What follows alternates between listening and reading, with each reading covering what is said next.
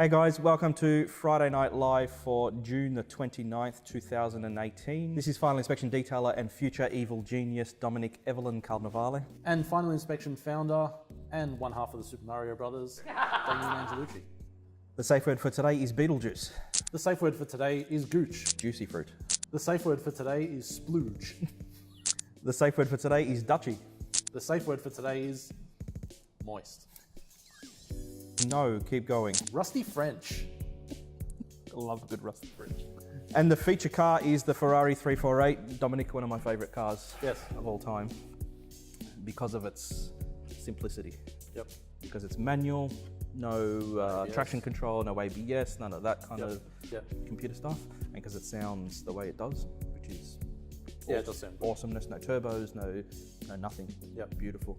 But we're not going to go on about that too much because this episode is all about photos and a little bit of video maybe. Should we talk about video? I think I got one or two questions, but mostly the questions that we got were of how we take the photos and what we use and how we achieve, basically how we achieve. I don't think what we use is important, but how we achieve the photos that we do, because people say that they like them. Yep. So now we have acquired Bespoke Imaging, and it's owned by Final Inspection's parent company, so it's essentially a sister company of Final Inspection, and everything is done in-house. I take most of the photos for Final Inspection, as you unfortunately know. I've found out. Dom, get out of the way, stop, move out of the way, let me take a photo of this, sorry. Yeah. Show me your strike face. Gently. Do it gently. We did get a lot of questions about how we achieve those photos, and some people asked what they could do to get similar photos. Yep. Hopefully we can explain that and talk about a little bit of the equipment we use, which really doesn't matter, but why we use it. So this app is all about photos. If you don't want to know about photos and how to take photos of cars, I'd leave now. There's no detailing for the rest of this episode. It's dedicated completely to taking photos of cars. All right. See ya. Okay, that's it. We've lost most of the viewers. So we did have one detailing question that we'll answer just before we get into the photography thing, which is how much money does Damian make detailing cars? And the answer to that question will be in another video we've made, which we'll have a link to down below. Be sure to check that one out. Well, photos for Final Inspection are important. Maybe we should start there. And I realised they were important a little while ago, that they would help you show new clients or potential new clients your work, and now I can't imagine a detailing business that doesn't take photos and doesn't use photos. When I did it, I was using a Palm Pilot or a Sony Cyber Shot with 2 megapixels. And it was pretty crappy, woeful, but it was awesome because you could flick through that little half-inch diagonal screen, all 800 dots of LCD brilliance, and give a customer an idea of the work that you've done, prove to them that you have detailed some cars, and they look better afterwards than they did before, that kind of thing. Otherwise, before, in the late 90s or the early noughties, you couldn't, the very first time was, I think I shot one roll of film of some cars. And we should get that out and digitize it and maybe put it up here to see some of those early shots. But that's how long I've been taking photos of cars for. And I got really serious about it, and we got Bespoke Imaging, and we had a couple other companies actually too before Bespoke Imaging to take photos of cars, and it was never quite right, so I took it over because I knew what I wanted, and it was just easier to do it myself. Developed the skills, and obviously people like the images because they've asked about it. We're going to do our best to help them understand how I do, which I'm going to admit I'm not good at that. I know a lot about detailing.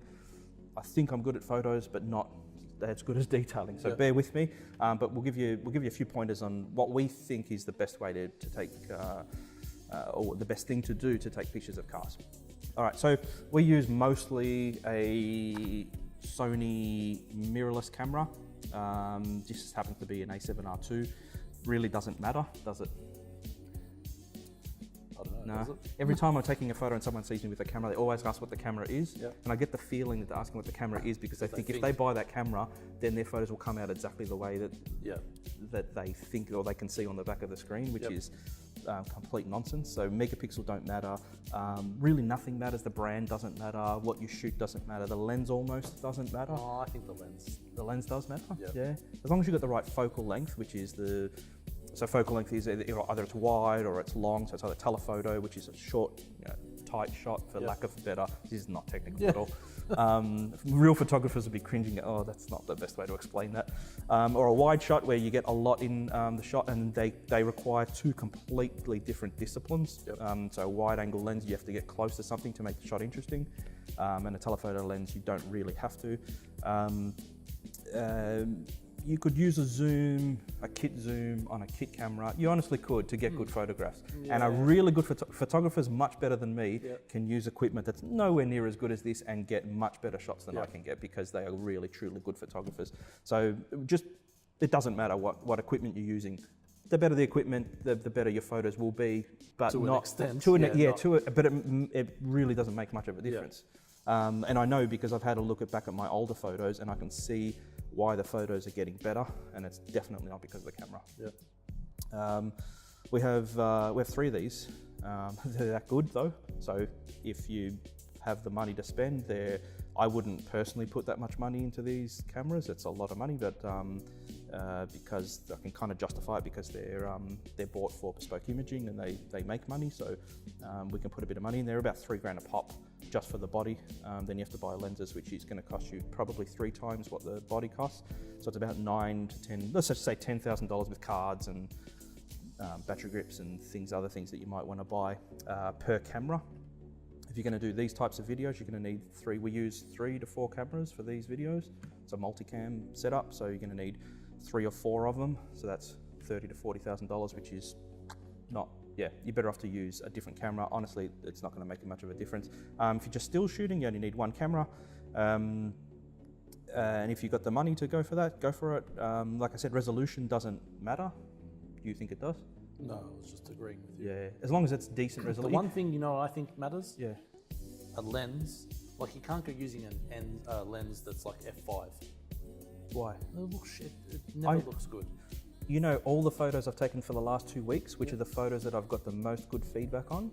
Really? What they've been shot at? Really? F5.6 to 8. See, F8. None of them have been those super fast, wide open shots. For me, that's what makes it. That's what I think. And a lot of them were this lens with that $200 lens. $200 double gauze design, which is like 1950s design.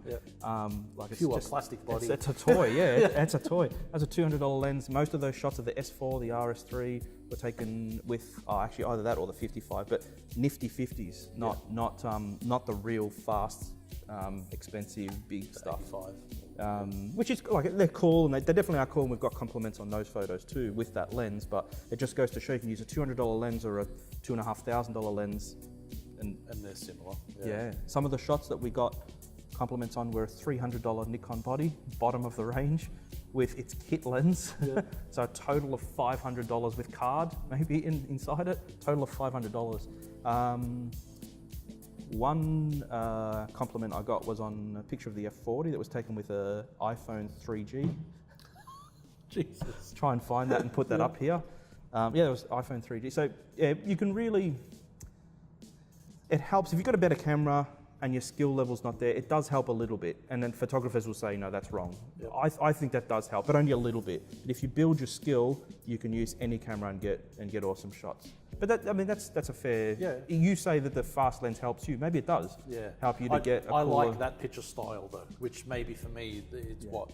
Well, you can't do the things you can do with a fast lens. You can't do with a slow lens. Yeah. So that's it. So if you want that look, you have to buy a fast lens. Yep. But fast lenses are expensive.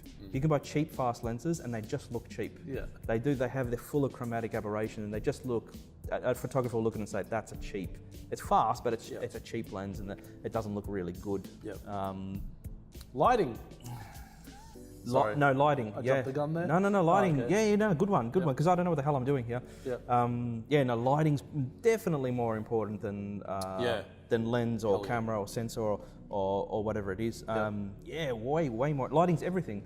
I mean, essentially you're capturing light, right? That goes through the lens, goes into the sensor. That's what you're capturing. You're capturing light.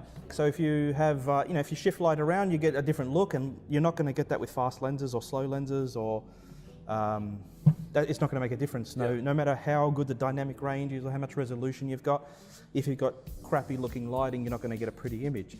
The way you manipulate that lighting is important if you want the car to look good. And as you probably would have seen there, the quality of light. So if you go for cheap, crappy lighting, you get those green color casts or magenta color casts, or that's CRI, the quality of the color. CRI stands for color. I don't think we go color rendering index. I don't think we go too much on about that. But lighting is definitely the most important thing. Even though we're not going to talk about it too much, lighting is the most important thing. Lighting matters when you're taking detailing type shots. So, and we should touch on that because it's not about just making the car look good. Sometimes you want to show imperfections. So you want to see what imperfections are in that surface. And sometimes detailers pretend to show imperfections and then show the end result, and they can be exactly the same surface with just different lighting, and they can look completely different. One can look really bad, full of swirls, and one can look super glossy, and everything's fine, corrected just by adjusting the lighting. So if you're going to do those detailing type shots, it's really important to do what we used to do, which is to set up a light on a tripod or something, a stand, have it in the same position, set up the camera on the tripod, take a picture of the imperfections, correct the imperfections, take another picture from exactly the same angle with nothing moved, no different ambient lighting conditions, just the light from that artificial light source, and the camera in the same position with the same settings, and that'll give you the most realistic and accurate understanding of what the correction has been on that surface. If you're thinking about what light is the best light to take for pictures of imperfections on cars, I like shooting a flash directly at the paint. Just one flash. We've spoken about this in other videos. If you have multiple light sources, you flood the area and you don't see the imperfection as much. So if you have one bright light source, and a flash on camera is actually pretty good. It's really harsh, it doesn't look good, which is why photographers bounce light off ceilings and other things, and they create soft light because soft light looks better. If you use harsh light, you have a better understanding of what the imperfections are on that surface. It doesn't look good harsh light, which is why it's great for detailing before shots.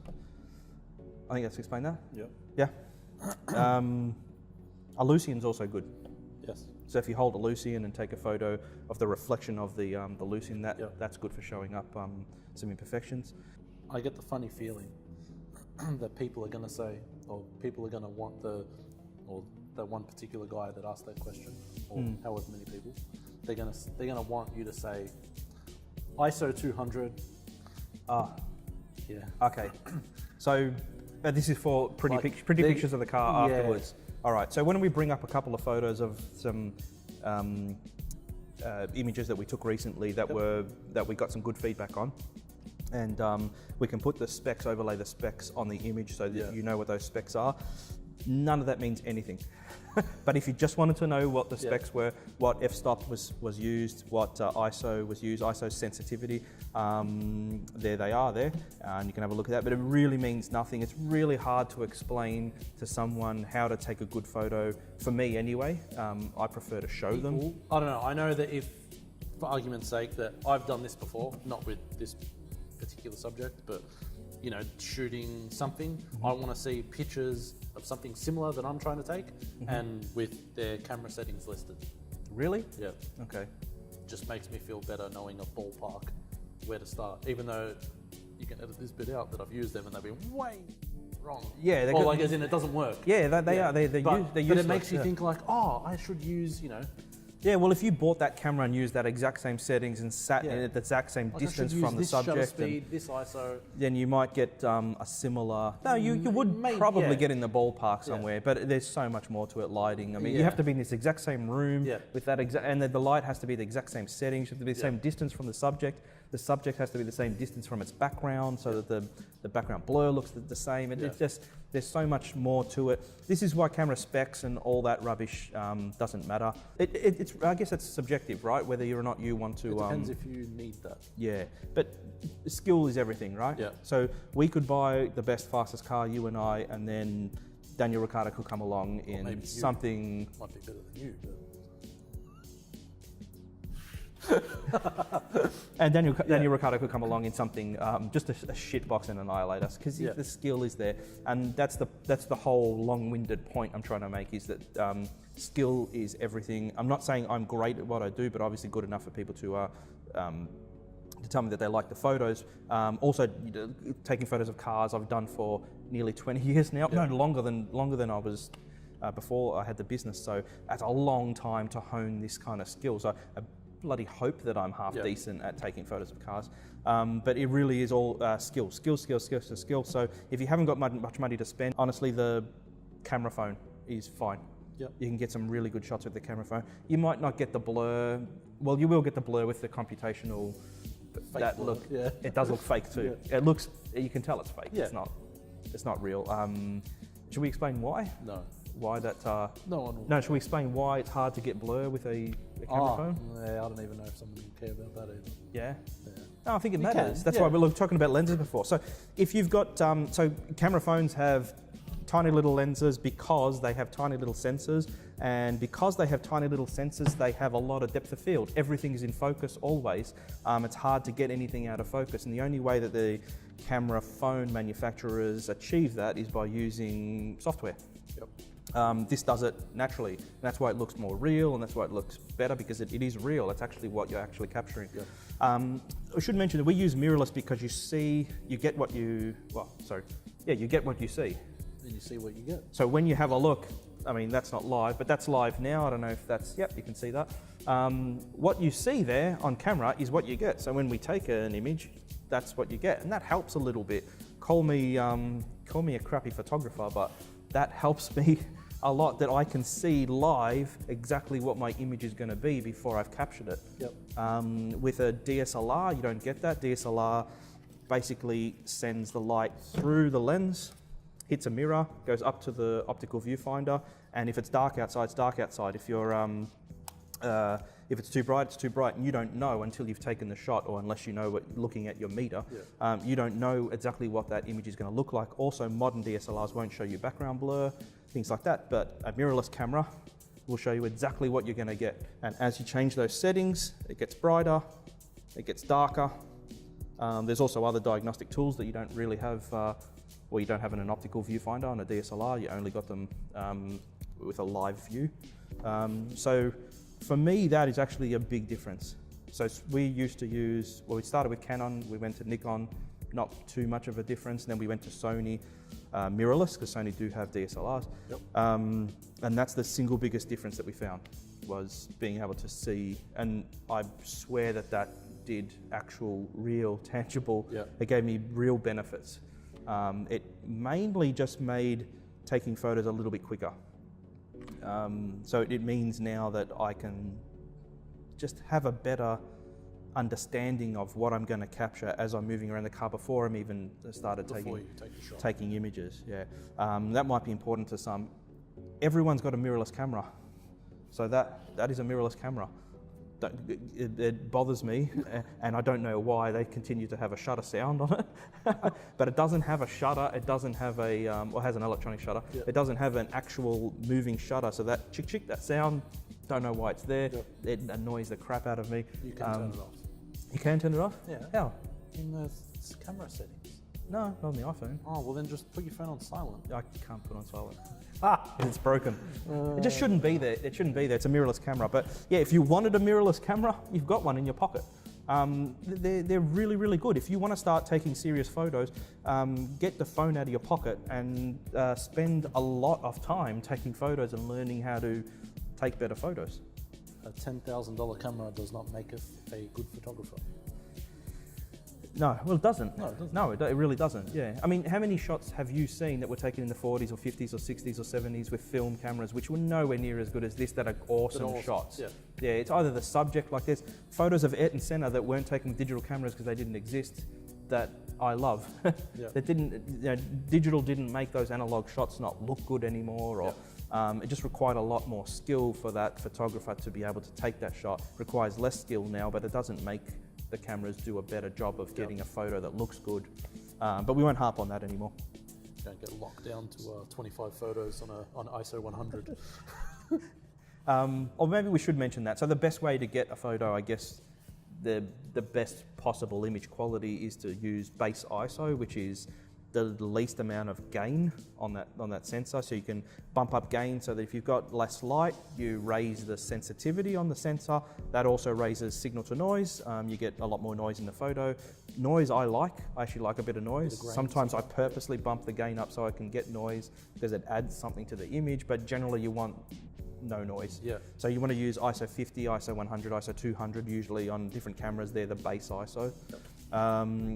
If you want maximum depth of field, you want something like f8.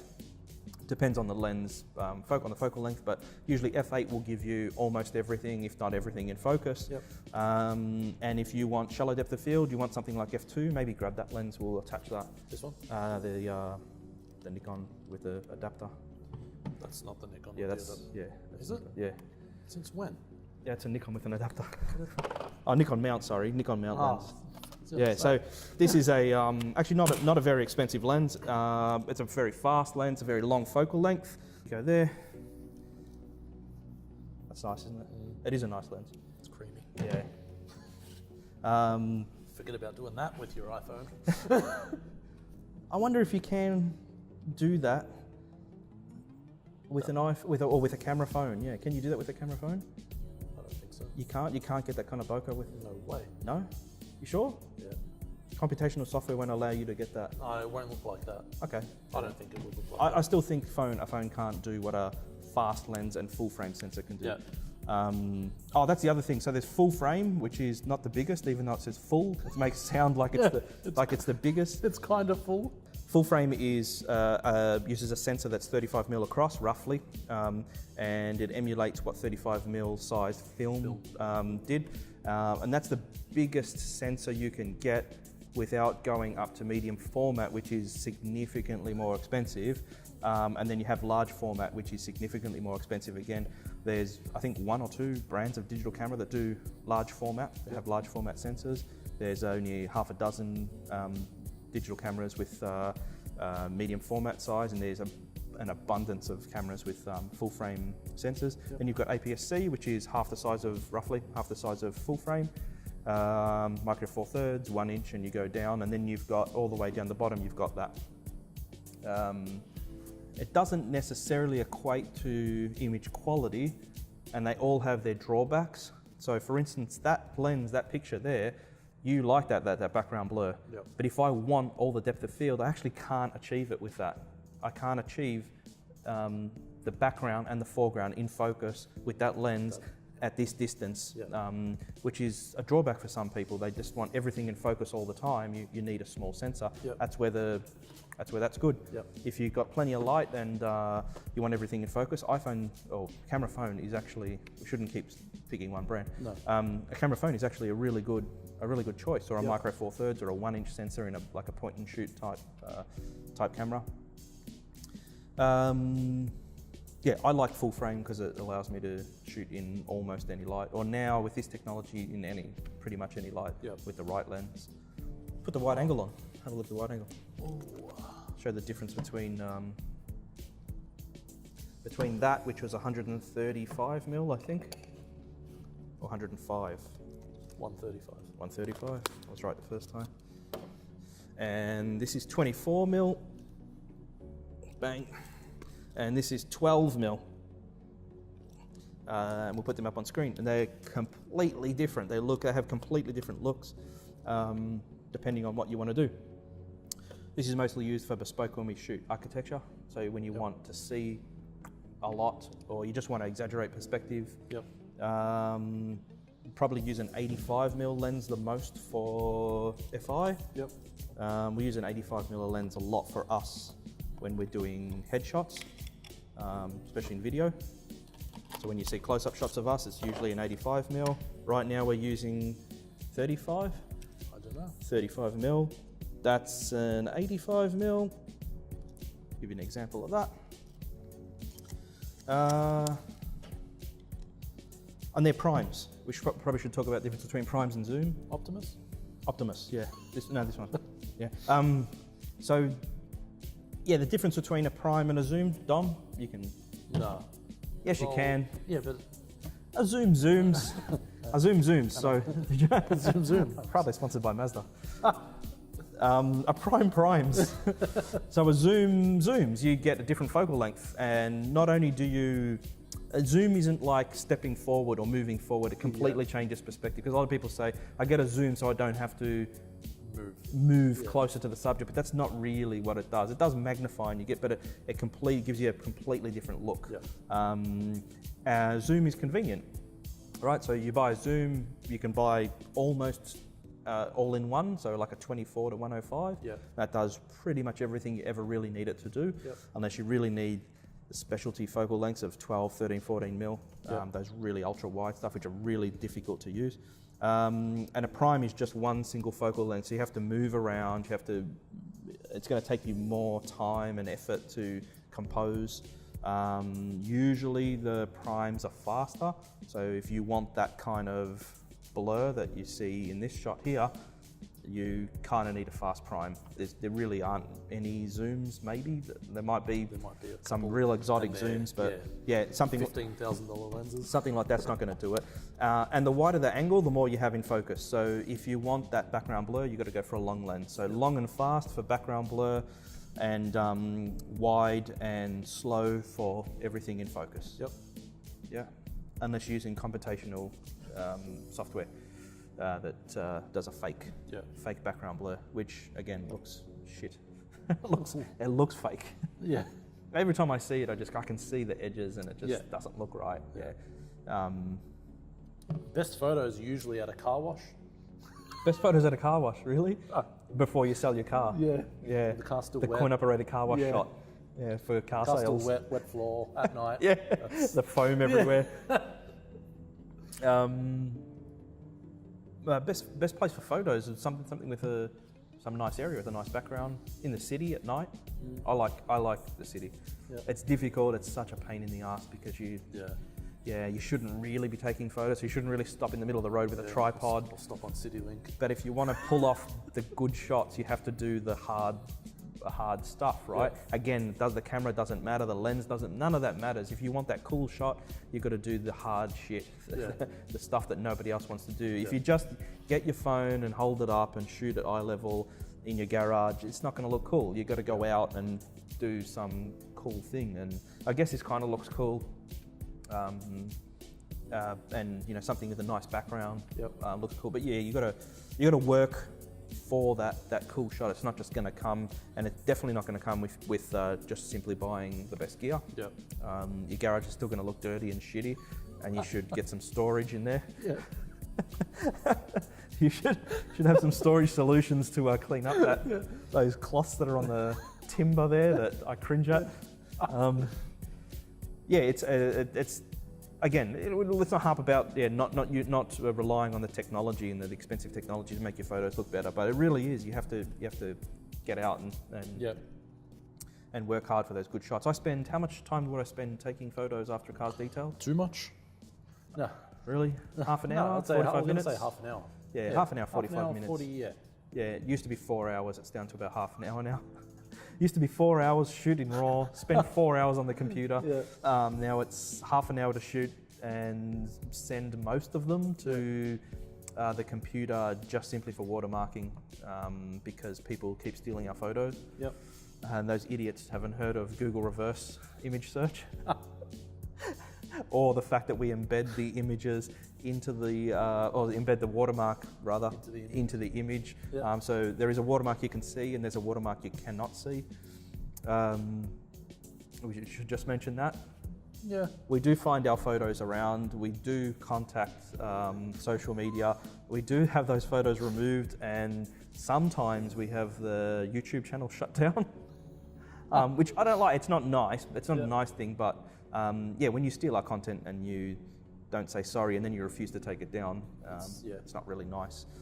We do spend a lot of time and effort and money on to take great photos, and we do full-on photo shoots that we charge for, but we also do take 2 or 3 photos, nice photos of customers' cars, a lot, often for free. But we've got a lot of questions, so I wanted to cover the photography thing in just one video. So I want to make sure that we've got everything. Photos for cars. What's that Duvalaki? Well, we said if you want to get some cool shots, you have to think outside the box and do different things, and that's pretty cool. So this suction caps to a car. We've used this a few times inside a car. Yep. So Carl, Chantel, all those shots inside the car where we're talking to the camera. Yep. I think Carl. Yeah. That's what we used with the nice and light mirrorless camera on there. That's again where a mirrorless camera comes in handy. Nice and light and more compact usually than a DSLR, not always. You can put it on the outside of car, which we have, and you can get some really cool shots of wheels moving and things like that. Of cars driving, we don't have it here, but we have gimbals that help us take our video more smoothly and get those nice rolling shots which look like slow motion, but they aren't. None of them have been slow motion. Everyone said to me, that looks like slow motion. That is not slow motion. That's this camera, that lens, and something. And a smooth Lexus. And a smooth Lexus. The video car has to be something with good suspension, with a most appropriate suspension. That's definitely that Lexus. Yeah, you should use a sofa on wheels for the cam car. Something boat-like. I know I'm missing a lot, but I don't know what else to. Maybe video. We touch on video. Yeah. Maybe how? Because someone did ask how we film these. With a camera. That overhead camera should show a little bit about what we do. I reckon the most important thing for video is audio. Not the way it looks. Yeah. So I would rather listen to a podcast with brilliant audio than watch a video with really shitty audio that will give me a headache and I have to strain to listen to. Audio is the most important thing. We spent a fortune on $700 lavs a while back, and they've paid off because they're just easy. We don't do anything to the audio. Go straight in there, straight to the camera in post, and that's it. Really, really important that you don't have a noisy environment, Dom. I don't know what the hell that is. Something that's horrible. With a large exhaust fan in the background. We apologise for that. You might be able to hear it. The drug dealers will stop building the tunnel. That is Campbellfield. That's not going in there. We spend a lot of money on light. Not a lot of money, but we spend a bit of money and a lot of time setting up lighting and learning how lighting works. Make sure it's correctly done. And we tinker with things. It takes us 2 to 3 hours to set up. To set up for Friday Night Live. Like I said, we did a 3 or 4 cam multicam shoot. So we have different angles. This one we're only using 2 angles though. The worst time to say we do multicam shooting when we're only using 2 angles for this one. That's a lot of effort, syncing them up in post, getting the cameras if they're different to match, which is why we use 3 of the same cameras. Makes things a bit easier, and we try to use 3 of the same lenses, at least the same brand, so the colors are kind of similar. We don't shoot in RAW video, in case that was a question. We shoot in compressed format. We don't do anything to it. It just comes, this is what you see is what... what you see is what you don't see. It's what you don't see now. So we don't shoot RAW, we shoot compressed video. RAW is crazy, that's for Hollywood, not for these kind of things. They come in, they go out. As, Hollywood is sitting right here. Hollywood here. I don't think there's much to go. I mean, I don't know. I didn't have many people asking questions about the video. It was mostly about how to take pictures of cars. I hope and I think that we've covered that enough. I'm happy to answer questions, not in another video. I don't want to do any more photography videos. I just want to do one to answer those questions, all neatly packaged up. I'm happy to answer questions in comments though. You know, you should maybe edit back in. Yeah. About tell people to look for interesting things on the car and photograph them. Yes. Angles, funny. Instead of just taking pictures of a whole, you like. I know. Well, that- and do not put this bit in there. What? I'll tell you that bit now. Like, say if takes a picture of a car, like, or anyone. This is we don't have totally to say going. No, like some people think a picture of a car needs to be the whole car. Yeah. Yeah. Exactly. Yeah. They might not be wrong, right? I know. A picture of a good picture of a car might need to be the whole car. I think some people would never take a picture of a car that starts from, just off halfway. like I do. A lot of, But Yeah, no, but that's people wouldn't do because they think, well, why do you do that? You can't see the whole front of it now. Oh, subjective. See, I don't like pictures of whole cars. I think they're boring. Yeah. And a picture of a car by the art centre or on a bridge. Yeah. I don't know. I just think it's done so many times. It's so boring. I like pictures of cars that you haven't seen much of. Yep. So older cars, stuff like this. You just don't see pictures of this a lot. Yep. And you don't see pictures of this, like the stitching or the embossing or something that people haven't seen before. If aftermarket stuff, because generally you don't see much aftermarkets, or you haven't seen that combination before, like the Miltech exhausts on the S4. Yep. I think that's more important than taking a picture of an S4. Of the whole car, yeah. You can see an S4 just by Googling some images, right? You do an image search and there's your S4, right? And I'm sure there's plenty of good photographers around the world that have taken that picture. You want to see different things. So I agree with you. I think you're right, yeah.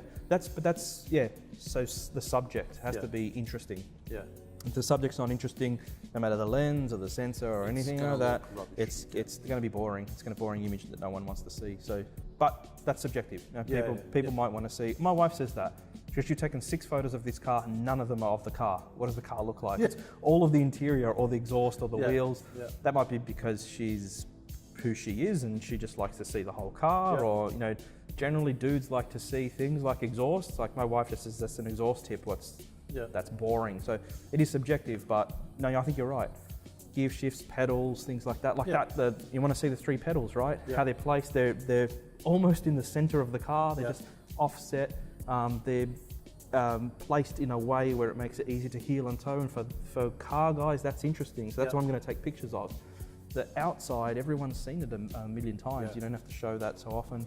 Pop-up headlights. So when I had a look at pictures of this online, hardly any of them had the headlights up. They're so cool. So I made sure to take a picture with the pop-up headlights on. Things like that. I think that's what makes an interesting image.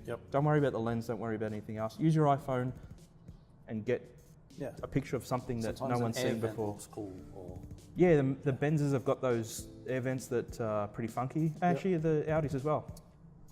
Sometimes they're coloured inside. The new Benzes, the one that we can't show pictures of, has LED lights inside it. That old chestnut. We do have pictures of it. Everyone's seen the car, but Mercedes won't let us show the car till you September. You can go see it at Fashion Week. You can see it in just Google some images. But the Finest Special Images, no, there's an embargo on them. Mercedes. Got to hand it to Apple though, that the most of the time, 99% of the time, the photos look perfect, straight out of the camera, just done. Which is another good point for camera. Most camera phones can focus fast and just get the shot, and that's really, really well done. And the newest phones can shoot in RAW. You can just do some crazy stuff with at night to stabilize the shot so that you can get more light in, and you can kind of make up for a little bit of the difference between a big sensor and a small sensor. So they're coming a long way, and taken plenty of shots that customers have seen with the iPhone that we had no idea would have been taken with an iPhone. Anytime you need everything in focus and you need it just quickly done, and you can go straight to the to social media, iPhone's great for that, or camera phone is great for that. I think that's it. Wrap it up. Wrap it. Any more questions, put them in the comments, be happy to answer them. Next month we'll be back to detailing, so we can get some of our viewers back. We lost 100 subscribers here. Thanks for watching, that's going in there. Just rip the fucking deuces. That wraps up Friday Night Live for Friday, June 29th, 2018. Thanks guys, say hi to your mum for me. See ya.